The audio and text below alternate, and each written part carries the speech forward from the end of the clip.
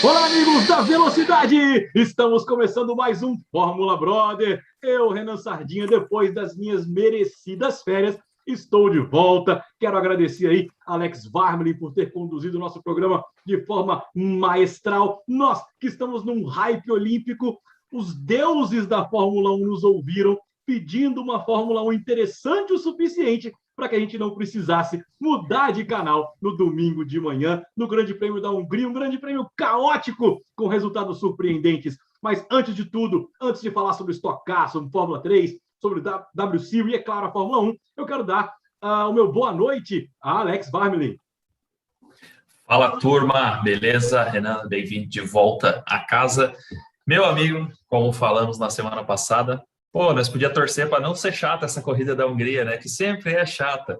Toma essa então, né? Tá bom ou vamos querer mais, né? Bora aí. Bacana, bacana. E ele, a voz técnica do Fórmula Brother, Guilherme Sardinha. Muito boa noite, ouvintes. Como é que vocês estão? Muito bom estar aqui com vocês de novo. Que prêmio que tivemos esse final de semana. É isso que foi falado aí pelos nossos queridos apresentadores. Torcemos muito para não ter que parar de ver as Olimpíadas à toa ali no finalzinho do dia. Olha só! Ela entrando! Chegou! Isabela Ziller, a gente iria iniciar o programa com a Isabela Mazepan de fora, mas que a gente acabou de começar, a Isabela Ziller acabou de entrar. Muito boa noite, Isabela! Iniciando o programa, já chegando com o pé na porta. Pois é, gente, mas hoje eu tenho uma desculpa maravilhosa para ter atrasado. Foi que eu consegui tomar a minha primeira dose da vacina, e aí atrasou a minha cliente. E aí, mas eu falei assim, não, tudo bem, hoje eu posso, acho que hoje está uma boa desculpa para fazer um atrasinho.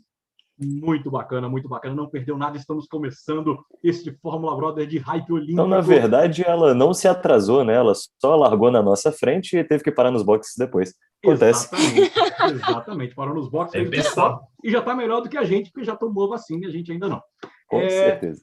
Então, pessoal, vamos lá, vamos fazer uma pincelada aqui geral no automobilismo do final de semana, começando pelo nosso automobilismo doméstico, a Stock Car, que teve a primeira da rodada dupla aí em Curitiba, com vitória de Ricardo Maurício na primeira prova, Thiago Camilo na segunda, deu uma embolada no campeonato, mas o Daniel Serra ampliou a vantagem sobre o Gabriel Casagrande, de 2 para 8 pontos. O César Ramos foi para terceiro lugar, à frente aí do Ricardo Zonta, do Thiago Camilo, e o Rubens Barrichello fechando o top 6. A Stock Car, inclusive, que volta já na semana que vem para o circuito de Curitiba, pessoal. Esse final de semana foi no circuito do Miolo, e no final de semana que vem vai ser no anel externo de Curitiba, com novidades interessantes. A equipe full-time, que é a equipe do Rubinho Barrichello, vai ter 2 meninos correndo, o Dudu Barrichello, né, o filho do Barrichello, que vai substituir mais uma vez o argentino que não pôde entrar no Brasil, e o Tony Canaan, por compromissos contratuais nos Estados Unidos, vai dar lugar ao Pietro Fittipaldi, piloto reserva da Haas. Então, uma corrida também que promete, com pilotos novos, pilotos que estão aí começando suas carreiras na Europa. Vai ser bem interessante acompanhar também esse, não oval, mas o anel externo de Curitiba, Alex Varmely. Você que é aí pertinho aí da região sul do Brasil. A vontade é de ir até ali para assistir, né? Mas como ainda não temos torcida, vamos ficar acompanhando aqui pelo YouTube da Stock Car, pela Band Esportes, com certeza. E é uma corrida, de novo, né? Acho que Dudu tomou gosto pelo negócio, né? Vem aí já para uma segunda corrida. E a surpresa ficou aí, pelo que você falou, né? Por Pietro Fittipaldi. Vamos ver como é que ele se desempenha aí na questão da Stock, né? Ele que está também lá na Fórmula Indy, correndo os ovais aí que a gente já comentou. A friaca de Curitiba amedrontou os pilotos lá, que estava todo mundo com o aquecedorzinho ligado no fim de semana, e provavelmente semana que vem vai ser isso de novo. Então, trabalho a mais para as equipes, para comportamento de pista, de pneu, que muda bastante, né? A gente viu isso acontecendo na Hungria também nesse final de semana com a Fórmula 1, e não deve ser diferente para a Stock lá em Curitiba no final de semana que vem. Bacana. Pegando o avião agora, vamos para a Europa, desembarcar em Budapeste, lá na Hungria. Pessoal, primeiro, W Series. Companheira de Bruna Tomazelli, a Jamie Chadwick, largou na pole, venceu a corrida de ponta a ponta, fez a melhor volta. A Bruna, mais uma vez, conseguiu chegar no top 10, ela largou em sexto, mas ela teve uma largada complicada, ela largou no lado sujo da pista, perdeu algumas posições, chegou em nono, então é a segunda vez que ela chega no top 10, inclusive no Mundial ela está no top 10, que era a meta dela, inclusive, para o ano. Então, Isa, você que acompanha mais o W Series, foi uma corrida bem interessante aí, mostrando o domínio da Chadwick.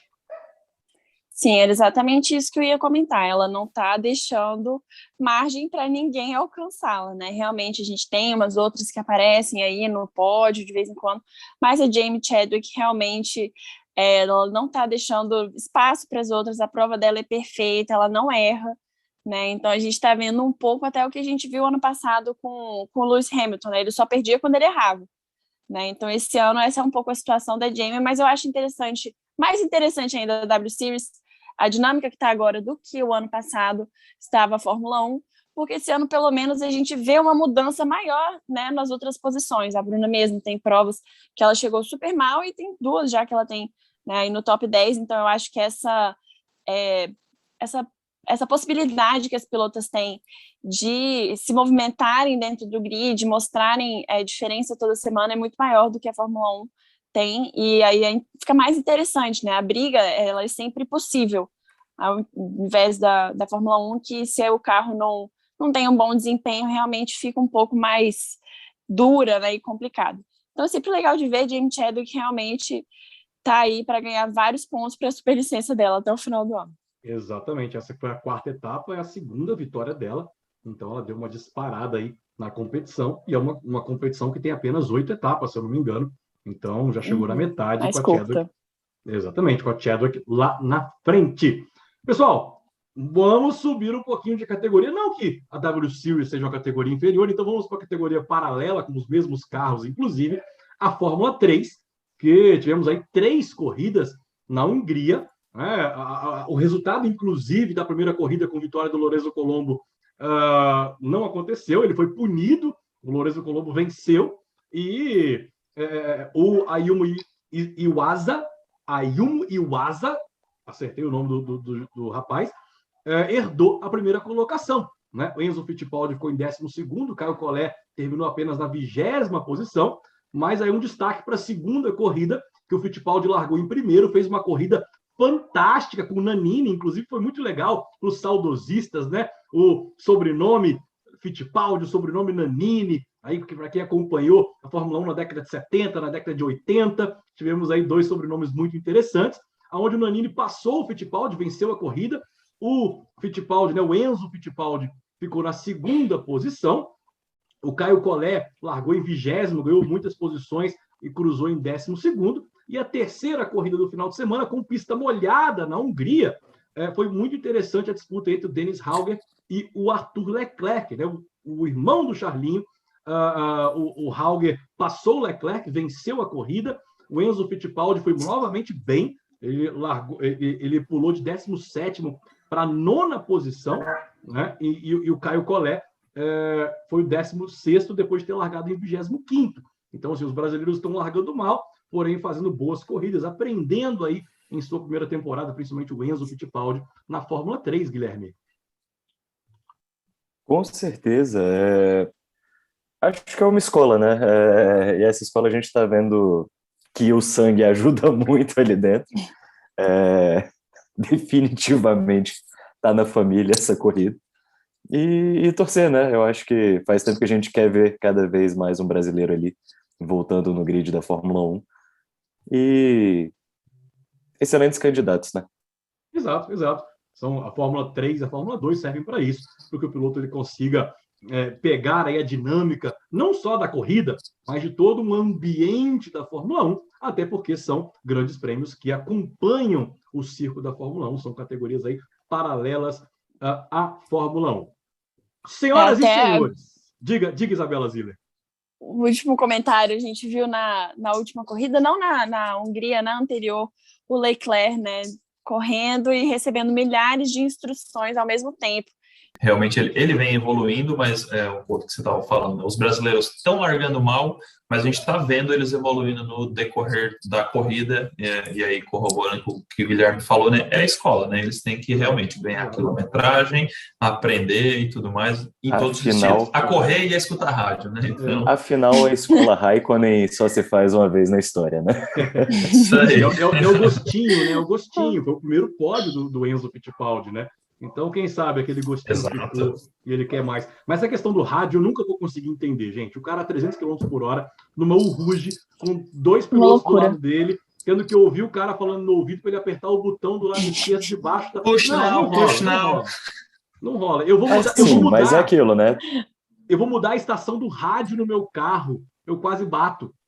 Eu vou Mas é aquilo, né? Diminui o volume na hora que entra para não se perder, né? Isso, exatamente. A gente entende a questão do preparo do piloto. O Leclerc conversa o tempo todo. O Hamilton chega aquela hora que ele fala, tá bom, agora chega e deixa eu correr aqui um pouquinho. Deixa eu trabalhar. E o Tsunoda fica xingando. Eu acho que ele clica no botão para poder gritar um pouco. Então, assim, vai variar do que cada um quer fazer no rádio, né? A galera podia colocar um botão novo no botão na alfa do Tsunoda, né? Para ele nem precisar falar, né? Que é do fuck you, né? Shut up. Ele não precisa nem gastar saliva, já que ele fala tanto. É engraçado que ele tem uma cara assim de ser uma pessoa tão, sabe, tranquila. As feições dele são tranquilas, sabe? Que nem, sei lá, o Lando Norris também, eu acho que ele tem uma cara tranquila, sabe? O Leclerc também uma cara tranquila, aquela suave, carinha de quem fica só catando Pokémon por aí. E ele xinga demais, é muito engraçado. Ele só abre o rádio para xingar. Todas as comunicações que são feitas dele para a equipe são ele xingando alguma coisa que aconteceu. Exatamente. Qual é o direito trabalhista que rege a Fórmula 1, né? A gente tem que não há direito. Não há direito. Senhoras e senhores, esfreguem as suas mãos, porque eu tô arrepiado só de lembrar o que aconteceu domingo na Hungria. Uma corrida espetacular. Vitória de Esteban Ocon. Quem apostou nisso nas bancas de aposta? Quem apostou no pódio? Naquele pódio, hoje está nas Bahamas só curtindo a vida porque ficou rico. O primeiro francês desde 1983 a vencer na Fórmula 1 em uma equipe francesa com Alain Prost, quando venceu na Renault.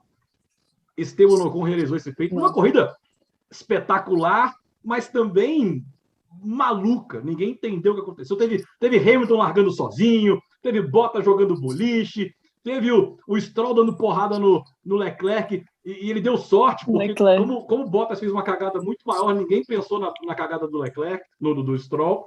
Então, assim, hoje temos muito assunto aqui para falar de Fórmula 1. Uma corrida que foi memorável, Alex Barman. Eu arrisco a dizer, sem medo de errar, a melhor corrida dessa temporada. Verdade. A gente falou isso sobre, eu não lembro qual etapa exatamente, alguns dias atrás, assim, melhor etapa da temporada. Acabamos de superar. De mudar. Que etapa bizarra, né? E como comentamos na semana passada, a gente estava torcendo para ser um negocinho legal, porque a Hungria sempre é chato, tem Olimpíadas rolando, então, cara, vamos dar um ânimo. A chuvinha de 5 minutos que caiu foi suficiente para fazer essa lambança toda, né?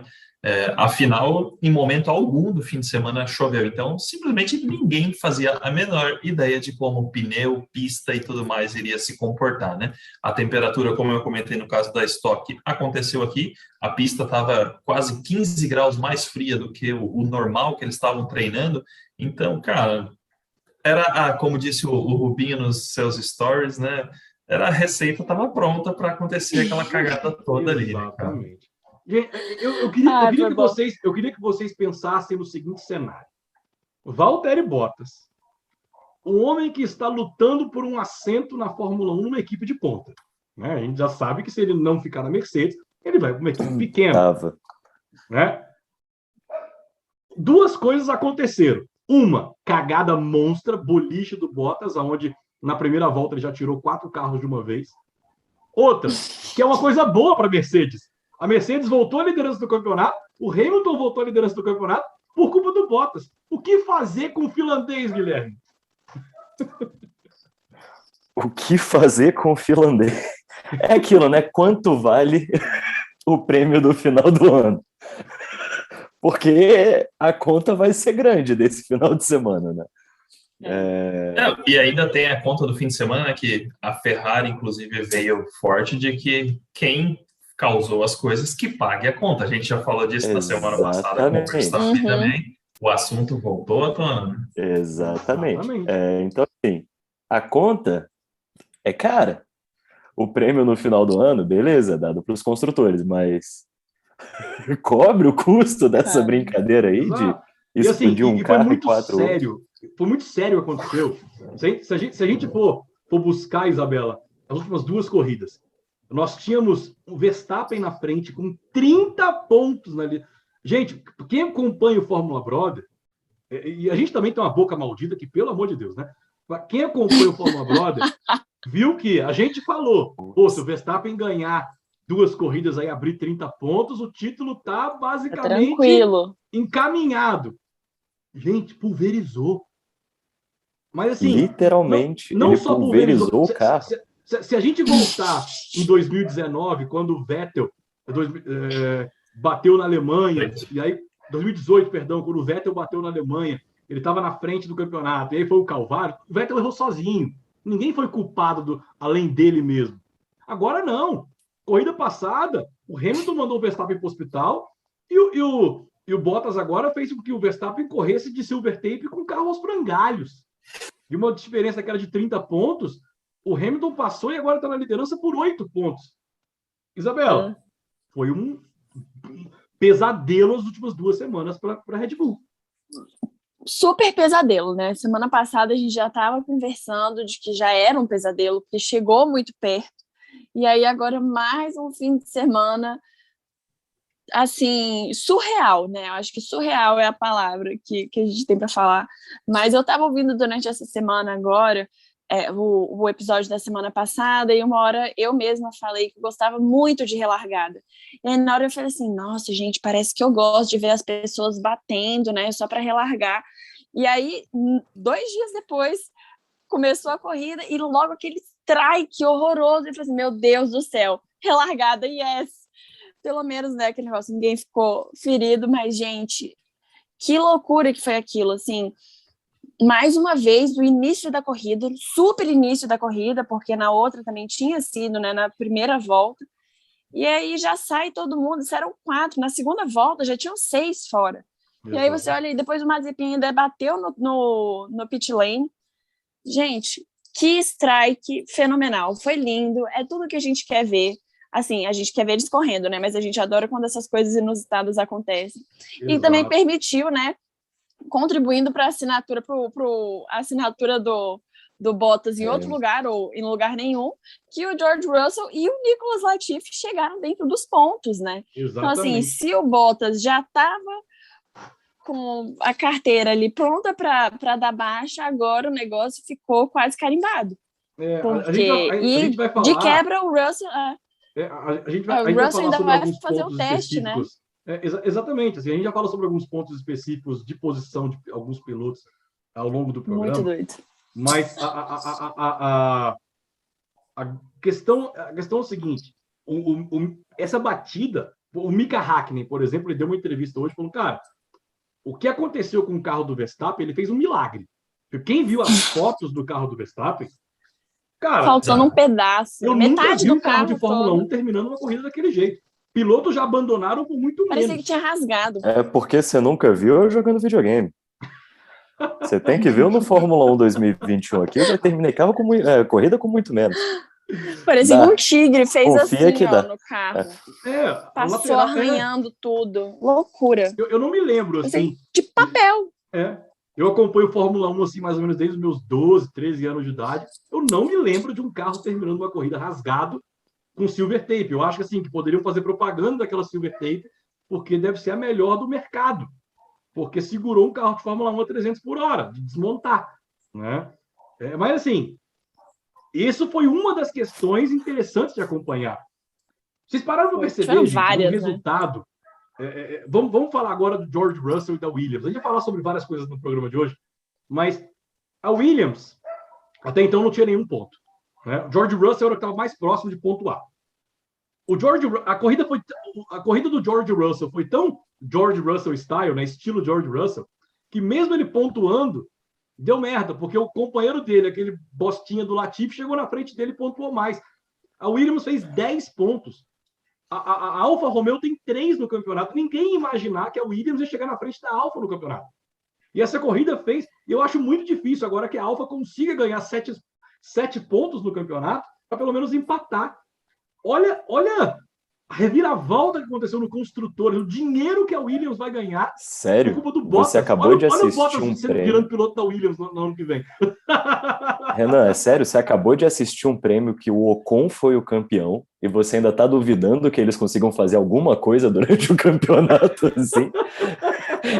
Depois de tudo que você viu domingo, você duvida de alguma coisa? Você acredita na minha estatística? Eu abandonei. Eu abandonei totalmente a estatística, assim. Homem de pouca fé.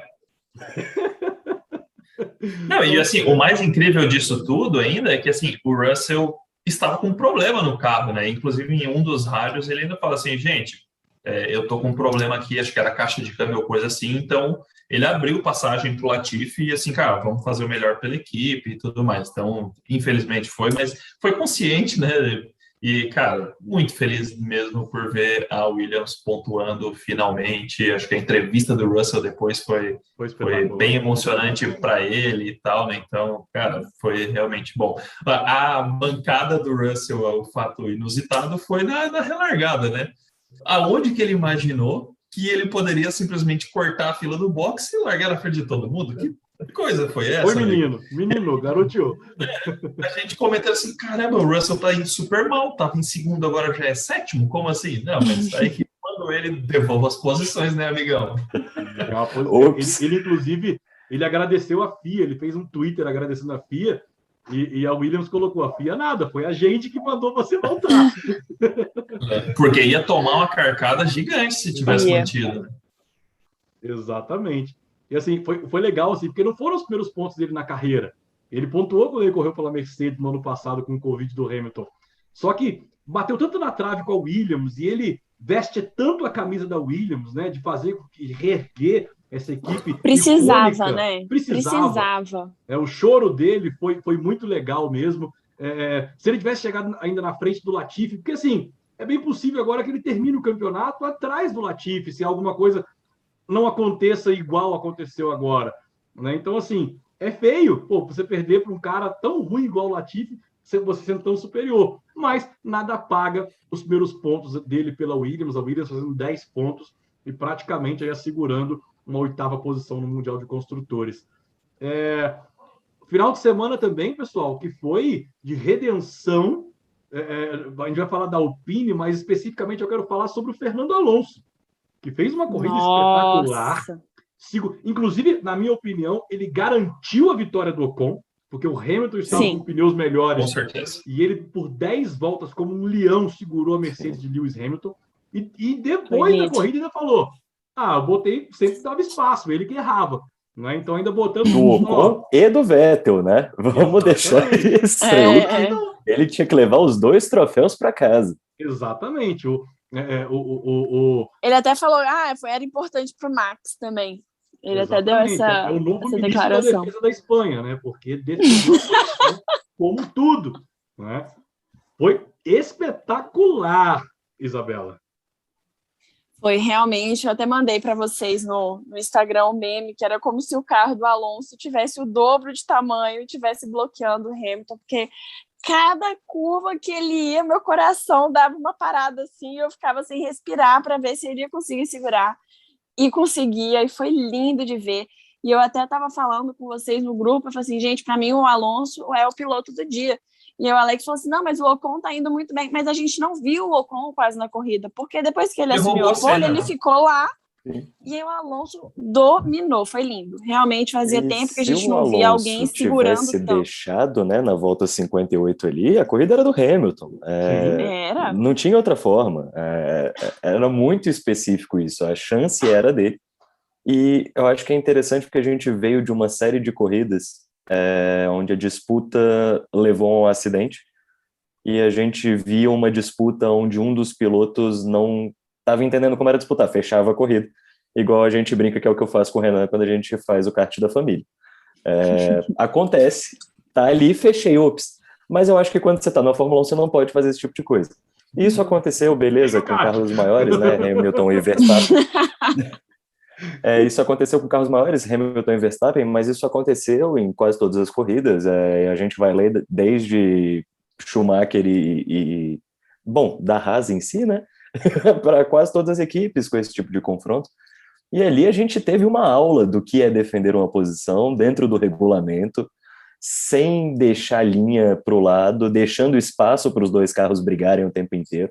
Acho que, assim, que aula que a gente teve de direção ali do Alonso. Ali foi mostrar por que é Fernando Alonso ali, e não só no Se tinha alguém ainda duvidando, né? Se tinha alguém duvidando do porquê que ele voltou para a Fórmula 1, nessa corrida, esse papo foi encerrado, finalizado, porque ele realmente já tinha se provado, mas nessa última corrida, o que ele fez foi maravilhoso. Foi belíssimo, assim, uma obra de arte. Várias outras pessoas da Fórmula 1 dizem, inclusive a minha opinião também, que o Alonso é o piloto mais completo do grid da Fórmula 1. O Alonso só não é mais campeão mundial, ele é somente bicampeão, por escolhas erradas de trocas de equipe, mental, né? Teve aquele GP de Abu Dhabi, onde ele não conseguiu passar o Vitaly Petrov quando ele era piloto da Ferrari, né? E o Vitaly Petrov da Renault botou o carro no meio da pista. Se ele passasse, o Alonso era campeão. E acabou que o Vettel foi campeão naquele ano. Então, era o tricampeonato dele, né? Quando ele corria pela McLaren e entrou o menino prodígio Lewis Hamilton e gerou um pandemônio na McLaren.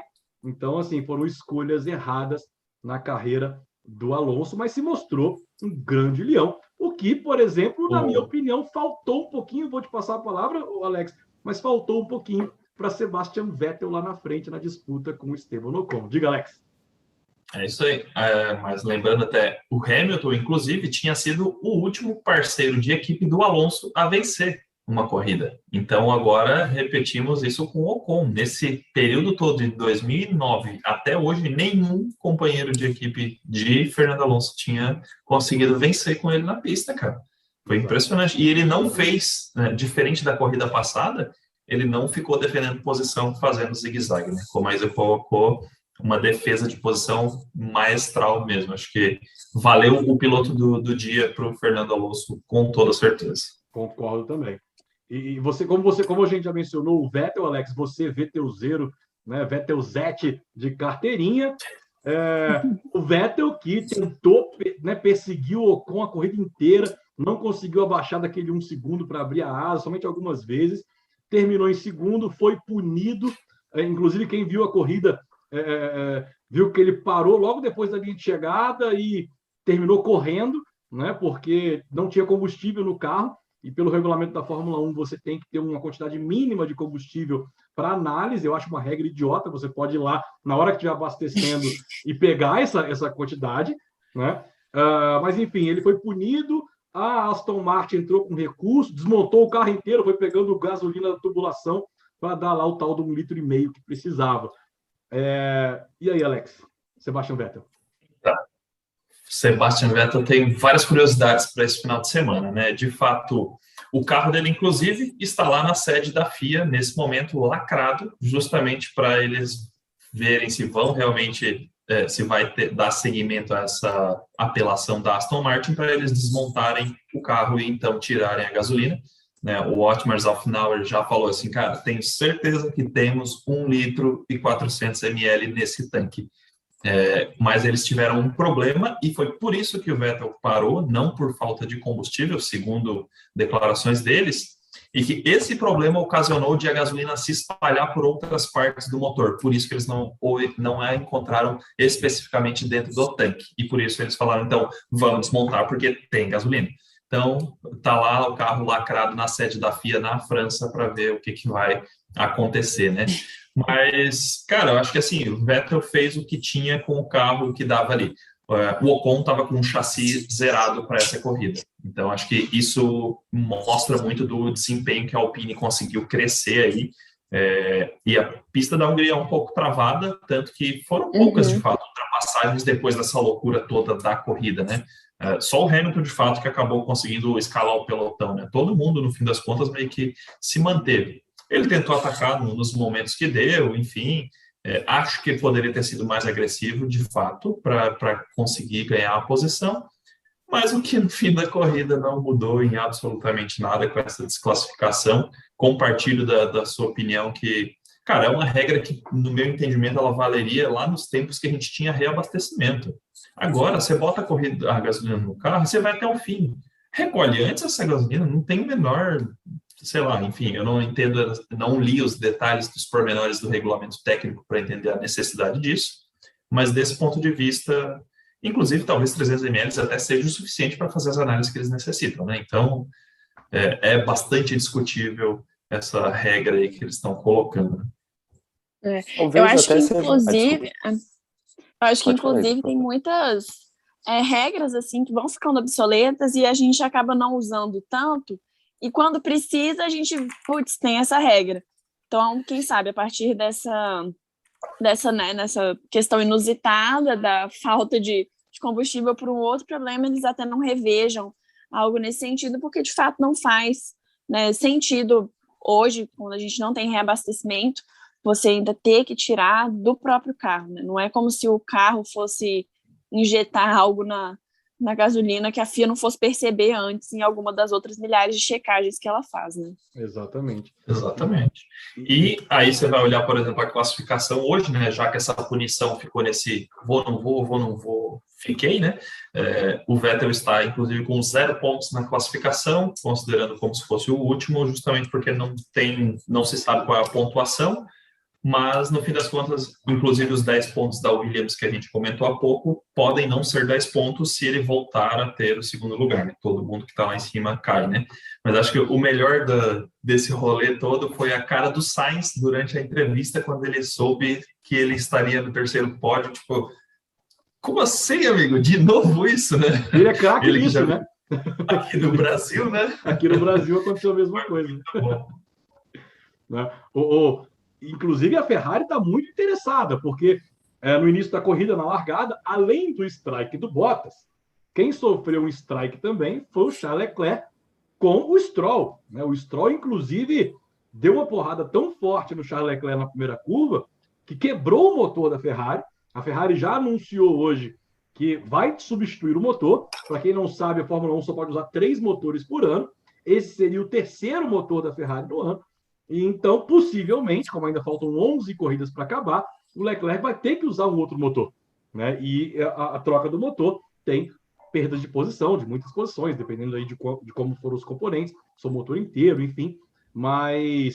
E o Stroll deu essa porrada no Leclerc e acabou a corrida do Leclerc, né? Ele abandonou no início. E o Sainz, que largou mal, né? Ele classificou mal, foi fazendo uma corrida de recuperação, se aproveitou de todo o problema e está esperando aí essa punição, né? Vai, não vai, vou chegar em quarto, vou chegar em terceiro. E esses pontinhos aí para quem perdeu um carro faz muita diferença, né? A Red Bull sabe muito bem disso, que o Checo Pérez também abandonou na primeira volta depois do Bottas Bowling. Não é não, Guilherme? Eu acho que sorte da Mercedes que na conta dos carros que eles vão ter que pagar não tem um motor Ferrari, né? Eu acho que... deve ser chato, né? Você ter um motor Ferrari perdido, posição no grid perdido. Binotto só fazendo... desculpa. O... Toto. Pressionando ali de vários lados tem um tempo. Eu acho que, assim, a punição não vai ser baixa. O Toto e o Christian têm elevado, né, o nível das punições lá para cima na Fórmula 1. Então, independente da equipe, eu acho que eles vão tratar de fazer a FIA resolver isso, né? O Binotto, já com o dele na reta, né, vai ter que trocar um motor inteiro e torcer para isso funcionar. Vai ter que chorar e espernear aí durante a semana para fazer mídia. e segurar essa daí e jogar essas punições para o lado de lá, porque é complicado. Ele vai ter que trocar o motor por uma culpa que não é absolutamente nada no piloto da equipe. Então, assim, isso é a vida, né? A vida nem sempre é justa, a gente sabe. Mas existe um meio termo ali quando você tem alguém controlando tão de perto, né? Então a gente vai ver aí muita coisa acontecendo. Eu acho que todos os grandes chefões devem se envolver, principalmente nessa questão das punições terem que acontecer. Acho que Bottas e Stroll aí tem que, assim, chama para sentar, senta ali no cantinho 5 minutinhos de costas e pensa no que você fez, porque, assim, complicado. Diga isso. Uma coisa que a gente falou semana passada, né, em virtude do acidente do Hamilton com o Verstappen, é que muitas vezes, quando eles vão avaliar esse tipo de acidente, eles não podem avaliar as consequências do acidente, né? Então, assim, tá, e se o Verstappen tivesse, sei lá, quebrado uma perna, tivesse saído com mais machucados do que ele saiu, a punição do Hamilton teria que ser maior ou menor por causa disso? E a discussão era de que não deveria ser maior por causa das consequências, porque os comissários têm que analisar o incidente. Contudo, se você não leva em consideração as consequências em um caso como esse, como agora, é muito mais complicado, porque você tem, né, milhares e milhões, né, até de dólares e euros de todas as moedas do mundo perdidos por causa disso. Então, eu acho que eles também não podem deixar de avaliar as consequências quando as consequências são realmente muito altas. Então, eu acho que isso traz de volta, né, essa discussão que a gente estava tendo semana passada. Quero ver como é que vai repercutir isso, né, para a gente continuar acompanhando, mas é sempre uma questão, né, de levar em consideração as consequências ou não, e aí fica um pouco mais difícil, né, de falar que não. Porque o Verstappen saiu beleza, tudo certo, mas... Isabela, Alex e Guilherme. A gente está falando aqui sobre regras, sobre avaliações, sobre percepções, mas essa corrida foi uma corrida onde o que mais se discutiu foi bizarrice. E talvez nós assistimos a maior bizarrice de todos os tempos da história da Fórmula 1. Um piloto largando sozinho no grid. Para quem lembra de Indianápolis em 2005, onde apenas os 2 carros da Ferrari, os 2 carros da Jordan, os dois carros da Minardi largaram por causa dos problemas lá do pneu entre Bridgestone e Michelin, com 6 carros. Dessa vez largamos apenas com 1 carro. Todo mundo foi para o box, o Lewis Hamilton ficou, e as luzes acendendo, o Sérgio Maurício sem entender nada, e eu nunca vi isso, Alex. O que aconteceu? Vou corrigir, tinha 2 carros, tinha o medical car, estava lá no fundão também, esperando alguma coisa. Entender provavelmente menos ainda, né, cara? O que passava na cabeça do cara que passa segurando a plaquinha verde no fundo do grid? Ué! Tipo assim, porra, me dediquei tanto para fazer isso para 1 carro, cara, que loucura é essa?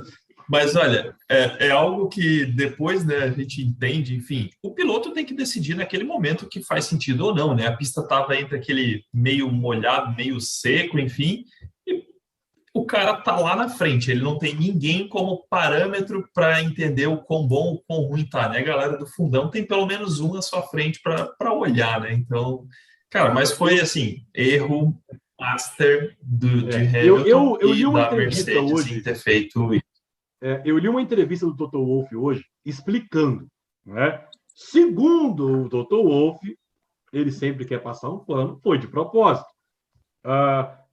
O box da Mercedes é o último, né? Ele ficou com medo de acontecer alguma coisa no pit stop, os carros pararem do lado para esperar a largada e o Hamilton tem que esperar todo mundo passar, né? Então eles imaginaram que... Aí ele fez isso com uma volta de atraso muito bom. Mas assim, me pareceu inteligente. Não mudou nada, né? Gente, Me pareceu inteligente. Tem umas coisas, assim, não tem problema errar às vezes, sabe? Não tem problema errar. E eu acho que eles esquecem, tanto ele quanto o Christian Horner, eles esquecem que eles são humanos e que eles podem errar.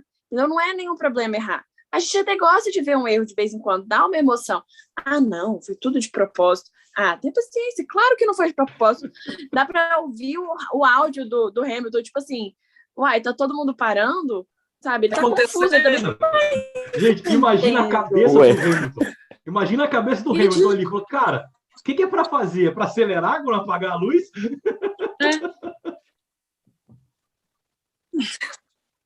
Eu acelero? Eu posso acelerar? Tá permitido? Parece até que ele tá fazendo uma coisa errada, né? Porque tá sozinho lá. Eu vou tomar 5 segundos por isso. Exatamente. E assim, né? Foi muito divertido. Foi legal. Assim, o principal ponto é assim, o que aconteceria caso Lewis Hamilton tivesse também entrado no box, né? Eu acho que o regulamento da Fórmula 1 não prevê largada 100% de pit lane nessa situação, né? Eu peguei uma reportagem aqui do Michael, né? O Michael Masi, que é o diretor de prova de Fórmula 1. E existe sim na regra isso daí. Não é muito bem. Inclusive, ele falou que vão rever essa questão dessa regra para saber o que fazer se acontecer de novo. Mas foi bizarrice. Mas ele disse que se todo mundo tivesse entrado, a largada aconteceria da mesma forma. Todos os carros em fila, as luzes iriam acender, as luzes iriam apagar, e assim que apagasse, um carro por vez ia saindo da maneira como se todo mundo tivesse no pit lane durante a corrida. Eu acabei de ler essa reportagem, né? Saiu lá no Motorsports da UOL. Então, seria basicamente isso. Todo mundo parado, juntos, as luzes iriam apagar, né, acender as 5 luzes, iriam apagar e cada piloto iria sair. Mas assim... Então, não mudou nada. É exatamente o que aconteceu, com a exceção de Hamilton, que estava na pista e o pit lane foi aberto assim que ele cruzou a linha do pit lane, né? Então, exatamente. Mas realmente foi bizarro, né? E como eu já comentei no início, a bizarrice desse todo ainda ficou por conta do Russell, que quis furar a fila lá na frente, né? Exatamente. Tirar a paga também a vitória do Ocon, né? O Ocon aí, depois de um hiato de 23 anos sem vitória de um francês, tivemos no ano passado o Gasly e tivemos nesse ano o Ocon, e como eu disse no início do programa, desde 1983, um francês não ganha com uma equipe francesa, né? Uma vitória 100% francesa, com o Alain Prost, venceu com a Renault, e agora... 100% francês é difícil, porque o Alonso é espanhol, né? Mas eu digo assim, piloto e equipe. Motor e carro, né? Quem ganhou a corrida foi o Alonso. Ele emprestou o troféu pro Ocon, mas tudo bem. Exatamente. Ali o Alonso foi...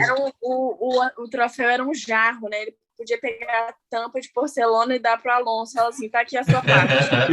Obrigado. Gente, já falamos aí sobre a Williams, já falamos sobre o Verstappen, que fez milagre, falamos sobre o Ocon, a Alpine, mas teve uma equipe que ninguém falou, nem na transmissão, nem nas notícias. Gente, olha o que a Toro Rosso fez de novo. A Toro Rosso, sempre falo Toro Rosso. A AlphaTauri fez de novo com Gasly e Tsunoda. Gasly e Tsunoda fizeram uma corrida fantástica, fizeram uma corrida sem problemas. Tivemos ali o problema, inclusive, do Gasly atrás do Tsunoda.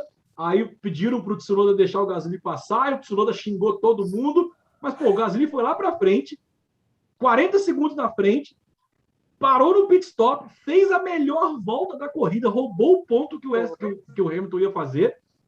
Ninguém falou do Gasly, Isabela Ziller.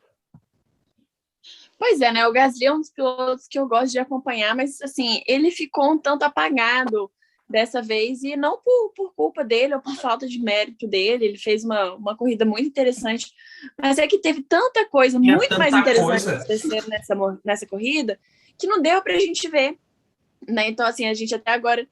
Uma das coisas que eu achei mais interessante de ver foram as poucas ultrapassagens que a gente teve, mas eu nem sei dizer se tiveram outras ultrapassagens brilhantes, porque a gente ficou acompanhando só, assim, a subida do Hamilton no pelotão e aí depois o Alonso. Só isso que a gente viu. A gente não viu as outras coisas. Eu, particularmente, não achei necessariamente a ultrapassagem do Hamilton no Daniel Ricciardo.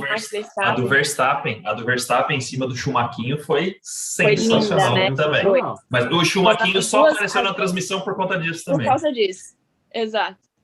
E aí assim, também teve o Hamilton ultrapassando o Ricardo e o Max por fora de uma vez só, aquilo ali, nossa, eu fiquei, se ele ganhar, e nessa hora eles estavam lá, sei lá, depois da 10ª posição, eu falei assim, quando ele chegar no pódio eu não vou poder nem reclamar, porque essa foi tão bonita, mas tão bonita, que não tenho como reclamar hoje. Não vou ter como falar mal. Que ponto para a Haas também, né, que pela ordem de desclassificações ao longo da corrida, o Mazepin tirou uma das melhores posições que ele já tirou até hoje, 14º colocado. Exatamente. Quase pontos. Pessoal, seguinte, Corrida da Hungria fechou a primeira metade da temporada. Tivemos aí 11 corridas muito interessantes. Mais uma vez, a boca maldita do Fórmula Brother trabalhou, só agora de forma contrária. Para quem acompanhou o primeiro programa, vai lá. Você que não assistiu, vai lá no primeiro programa. A gente falou que a temporada ia ser igual à anterior, que o Hamilton ia disparar na liderança, ia ganhar o 8º título. O que aconteceu é que estamos tendo uma temporada espetacular, como muito a gente não havia acompanhado. Nós temos aí o Hamilton na primeira posição do campeonato com 195 pontos, 8 pontos na frente do Verstappen com 187. Hamilton tem 4 vitórias, o Verstappen tem 5. O Lando Norris está em terceiro, vai de férias na terceira posição com 113. Valtteri Bottas com 108. O Checo Pérez, que tem uma vitória também com 104. Aí são o top 5, né? São somente os 5 primeiros pilotos têm mais de 100 pontos. E o Ocon, que com sua vitória foi para 39 pontos e subiu para a 10ª posição. Passou o Alonso, inclusive, agora o Alonso caiu para 11º, tem 38 pontos. Então, aí o Ocon deve muito essa posição no Fernando Alonso. O Vettel está com 30, mas tem que ver se vai ganhar pontuação ou não. Essa diferença de 8 pontos vai valer ou não. Pouquinho para 7. Enfim, a gente tem que entender como é que vai ser. A Fórmula 1 agora vai ter o hiato aí de 3 semanas. Então, a gente só volta agora no final de agosto. Então, tem muita coisa para acontecer. No Mundial de Construtores, a Mercedes reassumiu a ponta com 303 pontos, 4 pontos à frente da RBR, que tem 291. A McLaren com 163, empatado com a Ferrari, inclusive, com 63. Também dependem dessa questão do Vettel para saber se vai ter a pontuação do Sainz do terceiro lugar ou não. Se tiver, Ferrari em quarto. Se não tiver, a Ferrari empatado, inclusive, se tiver, né? Se não tiver, não tem um empate. A Alpine passou a AlphaTauri, está com 77 pontos, a AlphaTauri com 68, Aston Martin com 48, né? Eu acho que até aí vai ter essa briga, né? Essa briga aí do 5º, 6º e 7º lugar entre a Alpine, AlphaTauri e Aston Martin. As 3 últimas posições que tiveram rebuliço, né? A Williams, que estava lá atrás, foi para 10 pontos em 8º. Disparou. Melhor dos piores. E a Haas sem nenhum pontinho na última posição. A Fórmula 1, pessoal, que está de volta no dia 29 de agosto, né, as férias de verão da Fórmula 1, em nada mais, nada menos do que Spa-Francorchamps. Então, imagina depois dessas 2 corridas, tudo que aconteceu com o Verstappen, como que ele vai chegar em Spa-Francorchamps, Guilherme? Minha pista preferida, tô animado, quero que passem logo essas férias deles. Que cheguem com o sangue no olho, acho que a Rouge é incrível para abrir o novo semestre aí da Fórmula 1. E super ansioso, acho que Verstappen vai vir limpo, seco, replanejado, buscando recuperar todos esses pontos, Hamilton tentando segurar tudo isso. Acho que a gente vai ver um segundo semestre muito interessante aí, de um formato que se seguiu do primeiro, que a gente nunca viu antes na Fórmula 1. Vai fechar essa era aí da Fórmula 1 com a magnífica chave de ouro. E, Alex, olha o que vai acontecer quando voltar a Fórmula 1. Dia 29 de agosto, a gente tem Spa. Dia 3 de setembro, uma semana depois, a gente tem Holanda, casa de Max Verstappen. E, de novo, uma semana depois, uma sequência de 3 finais de semana, temos Monza com Sprint Race. Vai ser espetacular, Alex Farmley. Vai ser fogo no parquinho, amigo. Vamos ver aí se vai dar boa para o Verstappen. Estou extremamente ansioso para essa corrida da Holanda. Circuito diferente. Temos aquela curva em ângulo que foi extinta na Fórmula 1 na Itália já há muitos anos, né? Voltando agora para o calendário. Monza, indiscutível, uma das pistas mais feras do campeonato também. Reserva sempre corridas sensacionais, né? A gente teve aí Gasly se consagrando conversamos, lá. né, no episódio passado. Então, cara, acho que essa trinca que vem aí no pós-férias vai ser para quem sentiu saudades nas férias, vai gastar toda a emoção aí nesses 3 fins de semana. Acho que são boas pistas para a Red Bull. Vamos ver como que esse carro vai se comportar e como é que essa galera vai se achar nas curvas por aí. Bacana, que legal, pessoal. Senhoras e senhores, o Fórmula Brother vai chegando ao final de hoje. Lembrando que semana que vem temos um programa especialíssimo aqui no YouTube, e você também que nos ouve no Spotify, um programa com um balanço da temporada. A gente vai falar aí sobre a nota dos pilotos, a gente vai voltar nos palpites que nós demos, vamos ver quão boca maldita é o Fórmula Brother nos palpites. Vamos ter a participação especial aí. Renan, eu vou te pedir uns 2 minutinhos aqui, que eu tenho um outro compromisso agora 8h30, e eu acabei de ver que eu passei um pouco do tempo. Vou dar tchau para os nossos ouvintes e vou deixar vocês encerrarem o programa dessa semana já. Valeu, gente, muito obrigado por vocês nos ouvirem. Desculpa estar deixando vocês um pouquinho mais cedo aqui. Beijão, até semana que vem, que tá cheio de novidades. Escutei o que a Renan vai falar. E para não esquecer, ativa o sininho aqui embaixo, deixa o like e se inscreve. Beijo, valeu, gente. Guilherme, Excelente semana para vocês. Guilherme. Muito bom. Pessoal, então, para a gente poder encerrar, semana que vem, como eu estava falando, um programa super especial, de um balanço da temporada, do primeiro Fórmula Brother da história. Vamos ter a presença aí do pessoal do canal Cronômetro Zerado, parceiro nosso aqui do Fórmula Brother. Esse programa vai ser muito bacana.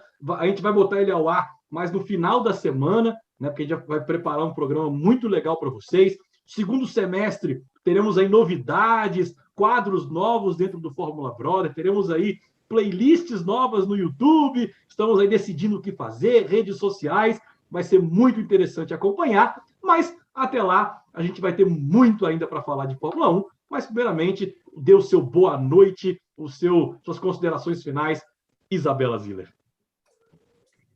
Então, muito boa noite para você. Eu tenho só uma consideração final para fazer, que eu queria falar que até agora, né, eu sei que a gente vai falar sobre o balanço no próximo episódio, mas essa foi a única corrida que o Lando Norris não completou até agora.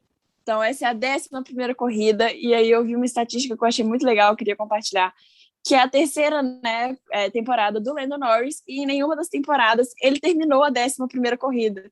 Então, assim, se a gente estava na dúvida de quando que ia acabar essa invencibilidade do Lando Norris aí nesse recorde de corridas seguidas, infelizmente foi agora, mas acho que ele consegue até o final da temporada ter um desempenho ainda melhor do que ele já teve agora, então tenho muita fé nele, bora Landinho, e é isso, galera, obrigada. A maldição da corrida 11, e agora o seu boa noite, Alex Varmely. Isso aí, galera. Foi, acho que, um episódio bem cheio, mas queria só fazer mais um adendo aqui, né? A gente teve nesse fim de semana Sebastian Vettel aí fazendo seu protesto em favor das causas LGBTQIA+, na Hungria, que é um país que tem suas leis lá, enfim, contra a classe, enfim, então tomou uma reprimenda da FIA. A gente falou no episódio passado sobre os episódios de racismo contra Hamilton, e nessa semana a gente vê, lamentavelmente, a FIA se posicionando contra o protesto do Vettel em relação a isso. E acho que, assim, cara, você não precisa ser negro para lutar contra racismo, você não precisa ser gay, lésbico, enfim, para lutar a favor contra as fobias, necessariamente, enfim. Cara, o mundo está aí, ele precisa evoluir, né? E a gente precisa lutar por essas bandeiras que, de fato, fazem sentido. O mundo é melhor com diversidade e tudo mais, né? Eu venho da tecnologia, cara, a gente constrói coisas muito melhores quando o nosso time é diverso, tem ideias diferentes e tudo mais. Então, fica aí o abraço pro Vettel, que com certeza está ouvindo a gente aqui, obviamente, né? Continua assim. Ele, inclusive, falou assim: quer me dar reprimenda? Tá, foda-se, tô nem aí, eu vou fazer meu protesto aqui porque eu acho que isso é certo e ponto. Então, acho que falou essa tudo. A gente não entende muito bem a Fórmula 1, né? A Fórmula 1 que tem esse lema agora do You Race As One, colocando aí a corrida da Fórmula 1 em locais com esse tipo de pensamento, Arábia Saudita, tudo bem, você pode levar a Fórmula 1 para lá, mas aceite os protestos, porque essas coisas vão acontecer. Né? No final do dia, quando a gente coloca a cabeça no travesseiro, somos todos seres humanos, não somos brancos, não somos negros, não somos héteros, não somos homossexuais, nós somos todos seres humanos.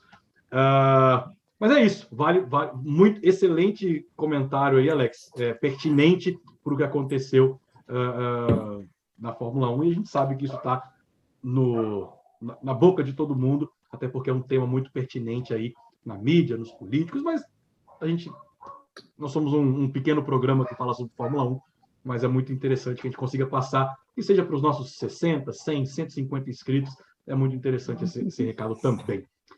Pessoal, um forte abraço para vocês, foi um grande prazer estar de volta depois das minhas férias.